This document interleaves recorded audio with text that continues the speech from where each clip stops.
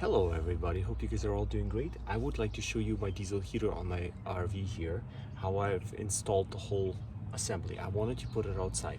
The reason being was that the whole floor in the trailer is out of combustible materials like wood and plywood and all that fun stuff. So you know how the exhaust goes through the diesel heater through the bottom? That thing gets hot. I did not want it to combust and burn down the trailer. So therefore, I decided to install a box, an aluminum box on the exterior of the trailer. Now, that box is perfectly in line with the wheel. And if you look under here, you'll see the exhaust coming out right here, the air intake, where is it? The air intake right here. And you'll see the fuel hose to the diesel tank. That's the pump right there, and it's working fine. I've put it on kind of on a 45-degree tilt. That's what is recommended. So when I bought it on Amazon, this is just an Amazon heater, it was on a 45-degree tilt, and I got the exhaust right here sitting here. The tank itself, I've actually purchased an actual, like a basic tank, the smallest one I could find. I didn't want it to go with the original plastic tank that they've had. I didn't like it, plus it looks ugly, and I've had to keep it inside. And the smell, oh, because as you guys will see here in a minute, you open this thing up, and I made it really sealed so that no rain and water will get in, right? So I have rubber gasket in here and everything. Yeah, so the smell would go inside the trailer, and that's why I didn't want a diesel tank inside the cabinet here. I cut out two 4-inch holes, one right here, that's where it blows the hot air in, and then this is the I use this just for the wires as well as for the air intake. So now, why do you see this here being wrapped? Let me quickly explain. Because as soon as it goes through the wall, there's a lot of combustible materials. In fact, when I put the hose on, the flexible hose, it would get so hot. I would do some tests on it. You couldn't touch it. It would be like 160 degrees Celsius. Don't know, to be honest, in Fahrenheit what it is. You guys can Google it. It would be 160 plus degrees Fahrenheit, and I believe that when I checked back then, it was 150 plus degrees that wood will actually combust.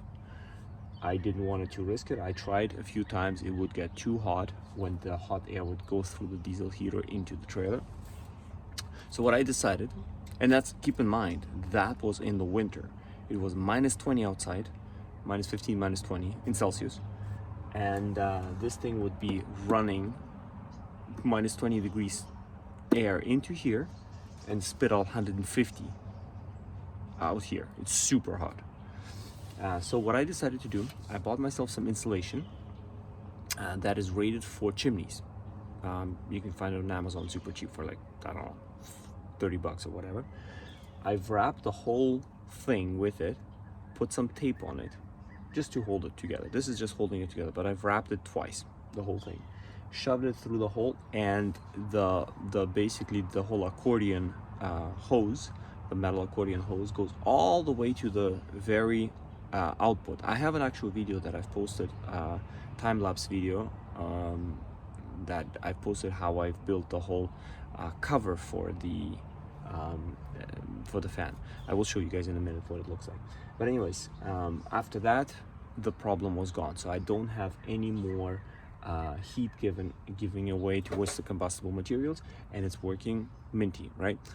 Honestly, my personal take for this heater is that it's very quiet. It actually works really efficient, barely burns any fuel, and all I did was just install the thermostat inside.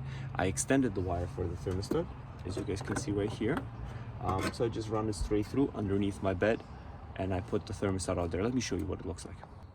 So as I come here into the trailer, I basically got the thermostat right here by the door, and super easy to turn it on. I purposefully put it in there, except the only down thing that I didn't think of was I got children. They love turning that thing on. but I was personally thinking of personal convenience. So yeah, I got this thing on, and you guys can see, find a whole bunch of manuals online, as well as it comes with a manual on how to turn it on. So yeah, this thermostat will even show you the elevation where you're at. Yeah, so, and then on the, let me show you what it looks like when it comes out right here. So this is what this thing looks like, and as I was telling you guys, you can lift this whole thing. I basically built it in a different video. So the hole is over there, and the heat flows through this here. By the way, this here is an actual shower cover for the drain. It kind of looks cool, so I just drilled some holes, and it has these little 4 pins coming out on the side. That's what I actually connected straight to the accordion hose. And so yeah, it's spitting out the heat. I've checked the heat distribution right here. It's not as hot, so we're talking about like 80-90 degrees, somewhere around that in Celsius. So I'm not afraid of this combusting. I was always afraid of the accordion hose, because that one for some weird reason was reaching crazy temperatures. So, and these are my older holes, just away from the air coming out. So this is my air intake, and it just flows in, and then I got some openings right here. There's air that can flow in towards the hose, but in reality, you see that little hole there, that was the original that I built for the air to blow in, the hot air to blow in, and then eventually I changed my mind and put it over here. So like I said, there was a process. So yeah, thank you for watching, you guys. I just wanted to show you what the diesel heater looks like and how I put it all together. I personally like the way I did that. There's a lot of guys online that have this whole process of explaining on how much heat it spits out and all that stuff. I don't want to go into all of that. I just wanted to show you how I built that. It's working really well for me. At first, by the way, I gotta warn you all, it smells. When you start the diesel heater up, the plastic is like, I don't know, melting, burning, whatever, the jet there. So it can be smelly. Those heaters are cheap, but it's functional. I always keep the vent open up top, and it cycles the air. It's not the most efficient way, but I want the fresh air anyways, and I want it warm. And so it's working really, really, really well for me. So yeah, anyways, if you want to purchase one of those heaters, they're dirt cheap, like 250 bucks online, and you just throw one in. With me, of course, I've spent a little more money, so probably altogether with the setup you just see here right now, it was probably close to $400.